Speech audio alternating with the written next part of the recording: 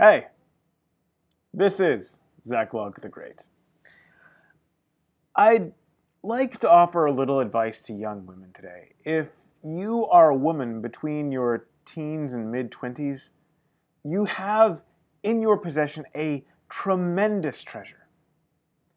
I think at some level most of you know this, but you may not have thought that much about what will happen to this treasure.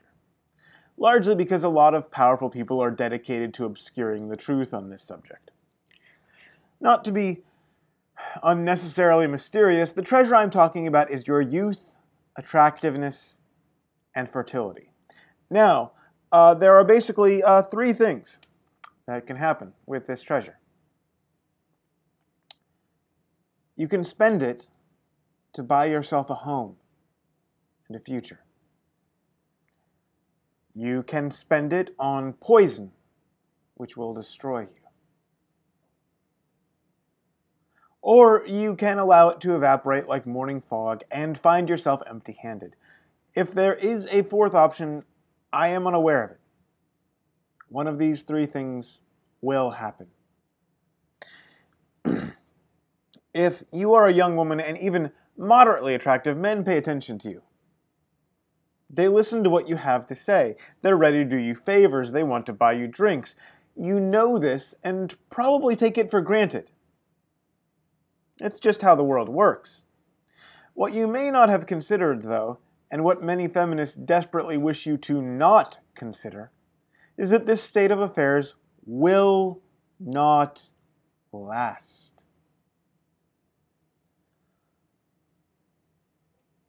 One day, and it's coming far faster than you think, you will find that those men will pay less attention to you. Instead of listening intently to your every word, they'll be easily distracted.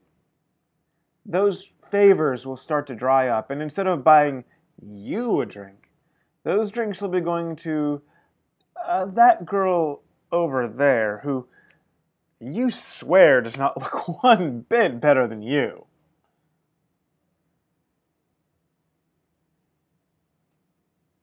Your youth, your beauty, these have a shelf life. You have an expiration date stamped on you, and every man around you sees it. And when that date passes, well, if you haven't bought something permanent for yourself, you'll be left empty-handed. You'll have your choice of all the men who couldn't get a girl younger and prettier than you. And aren't they an impressive lot?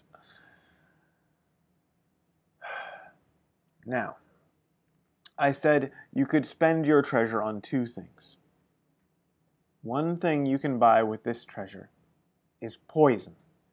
You can spend this coin to buy a drug which, while fantastically fun today, will leave you scarred and alone in the long term.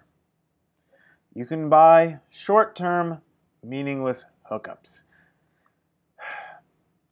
You see, and I'm sorry, ladies, but the world is not fair. Sexual promiscuity is not the same for men as it is for women. Even leaving aside the question of pregnancy and accidental parenthood, sexual promiscuity scars women. Every man you sleep with makes it harder for you to form a lasting bond next time, until the odds of you having a happy, long-term relationship become virtually nil. Guys don't seem to react this way. Fair? Not at all. Real? Apparently so. Now, your youth and beauty can buy you a ticket on this ride, absolutely, and it will be fun for a while. But it will leave you empty, lonely, and unable to find real, lasting love. But there is another thing you can do with this coin. It requires being cautious and observant and patient. You can buy yourself a home and a future. If you watch carefully and if you let your mind, rather than just your heart, or slightly lower parts, guide you, you can spend your youth, beauty, and fertility to buy a man who will build you a home and defend it with his life.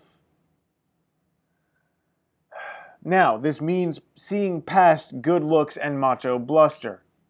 This means looking for character and stability. It means asking hard questions. It also means committing to him. It means being in this for the long haul and not bailing when things get tough and you're unhappy. It means giving up independence and becoming a part of something greater than just yourself. Contrary to what feminists have been telling you, this is not a horrible trap. Quite the opposite, it is, for the vast majority of humanity, what happiness has always meant. Are there exceptions? Sure. But that's what they are. Exceptions. And banking on being one of those women is a stupid bet. Especially considering the stakes. Are there risks? Yes. You could misjudge a man and end up inextricably tied to someone truly awful. Although, in that case, I must point out, you picked him. So the blame isn't entirely on him. But there are serious risks in waiting too long and ending up lonely forever. And long term, there's nothing but risk with no visible upside to playing the field sexually. So, to sum up, my advice to young women is this: don't wait. And don't give yourself away to anyone who comes along. Go find that good man who will build you a home and a full life and commit yourself to him. Are those men in short supply? Yeah, a bit. But they are out there. And if you are the right woman, you can find the right man. The clock is ticking. The wall is approaching much faster than you think. Don't let it take you by surprise. God be with you.